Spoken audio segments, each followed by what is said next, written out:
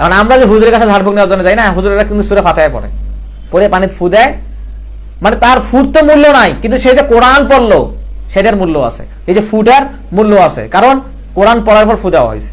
বোঝা গেছে?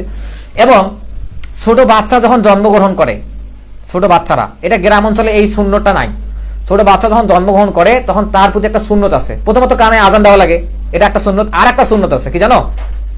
একটা সুন্নত হচ্ছে গ্রামের যিনি গ্রামের সবচেয়ে আল্লাহওয়ালা ব্যক্তি, তার কাছে নিয়ে যেতে হয়।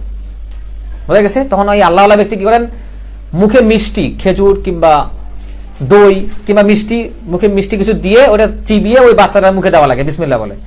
এটাকে বলে তাহনিক। কি বলে এটাকে? তাহনিক বলে। এটা করা লাগে, এটা গ্রামের মানুষ করে না তেমন, অনেক মানুষ জানেও না। তো এই যে বিসমিল্লাহ বলে এটা করা, তো তার মুখে লালা তো আমার মুখে বাসলো, মনে করে কি আমাকে তাহানি করে, তার মুখে আমার কাছে আসলো না, এটা কিন্তু উপকারী জিনিস, এটা ঘৃণার জিনিস না। আবার দেখো, মানে মুখের লালা কিভাবে উপকারী হতে পারে, যেমন কারো হাত ছুলিয়ে গেছে, রক্ত বের হচ্ছে, তখন আমার সাপ দিই না, থুতু দিই না, অ্যান্টিসেপটিক, বন্ধ হয়ে যায়। কিন্তু এটা হচ্ছে প্রাকৃতিক উপায়। এখানে দোয়া পরে যে ফু দিলাম, এটা কিন্তু কাজ আছে।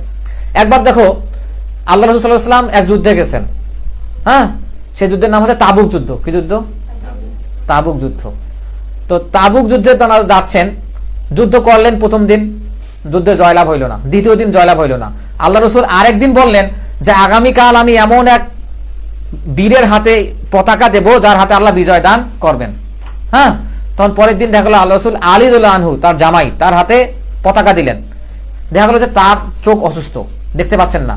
হ্যাঁ, তখন আল্লাহ রাসূল কি করলেন, দোয়া পড়ে তার থুতু নিয়ে চোখে মেখে দিলেন। এরপর থেকে আলী রাদিয়াল্লাহু আনহু আর কোনোদিন চোখের রোগ হয়নি। বোঝা গেছে?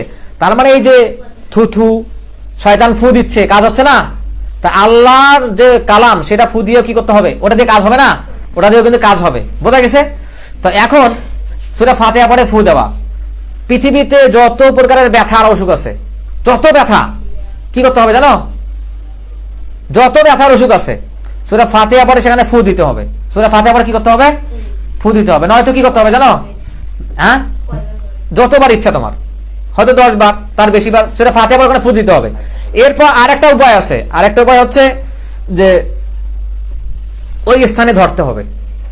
ওই স্থানে, যে স্থানে ব্যথা, মনে করো তোমার ব্যথা নেই, অন্য কারো ব্যথা হয়েছে, ওই স্থানে ধরে, হ্যাঁ, মেয়েরা হলে মেয়েরা করবে, ছেলেরা হলে ছেলেরা করবে, ওই স্থানে ধরে সেটা ফাতিহা পড়বে এবং ফু দিবে। বোঝা গেছে? এই দুইভাবে যত ব্যথা আছে পৃথিবীতে এটা পরে ফু দিতে হবে। এখন যদি বেশি হয়ে যায়, এটা হচ্ছে সুন্নত সম্মত চিকিৎসা, মানে দোয়া পড়ে যেটা হয়, কিন্তু তোমার ব্যথা বেশি হয়ে গেছে, তখন তো ডাক্তারের কাছে যাইতে হবে।